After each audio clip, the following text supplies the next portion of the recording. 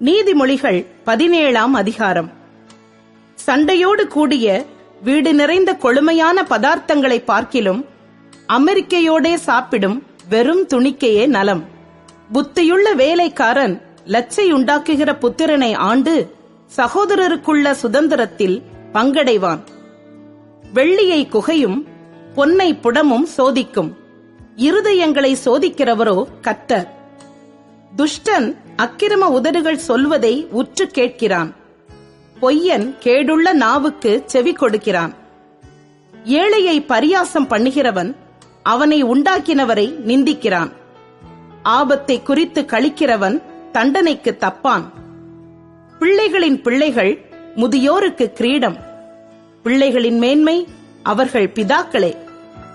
மேன்மையானவைகளை பேசும் உதடு மூடனுக்கு தகாது, பொய் பேசும் உதடு பிரபுவுக்கு எவ்வளவேனும் தகாது. பரிதானம் வாங்குகிறவர்களின் பார்வைக்கு அது இரத்தினம் போல் இருக்கும், அது நோக்கும் திசையெல்லாம் காரியம் வாய்க்கும். குற்றத்தை மூடுகிறவன் சிநேகத்தை நாடுகிறான், கேட்டதை சொல்லுகிறவன் பிராண சிநேகிதரையும் பிரித்து விடுகிறான். மூடனை 100 அடி அடிப்பதை பார்க்கிலும் புத்திமானை வாயினால் கண்டிப்பதே அதிகமாய் உரைக்கும்.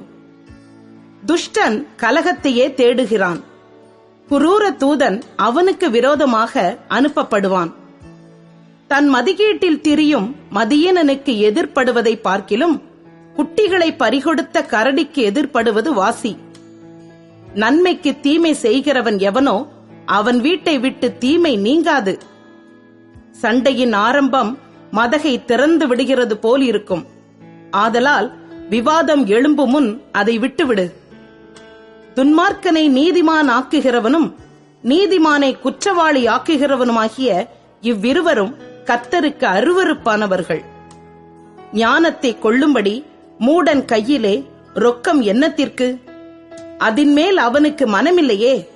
சிநேகிதன் எல்லா காலத்திலும் சிநேகிப்பான், இடுக்கணில் உதவவே சகோதரன் பிறந்திருக்கிறான். புத்தியீனன் தன் சிநேகிதனுக்கு முன்பாக கையடித்து கொடுத்து பிணைப்படுகிறான்.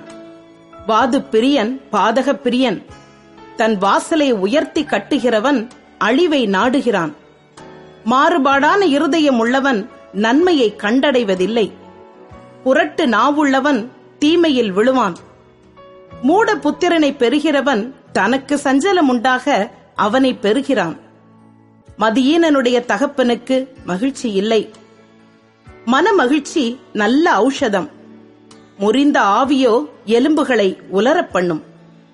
துன்மார்க்கன் நீதியின் வழியை புரட்ட மடியிலுள்ள பரிதானத்தை வாங்குகிறான். ஞானம் புத்திமானுக்கு முன்பாக இருக்கும், மூடனுடைய கண்களோ பூமியின் கடையாந்தரங்களில் செல்லும். மூட புத்திரன் தன் பிதாவுக்கு சலிப்பும் தன்னை பெற்றவர்களுக்கு கசப்புமானவன்.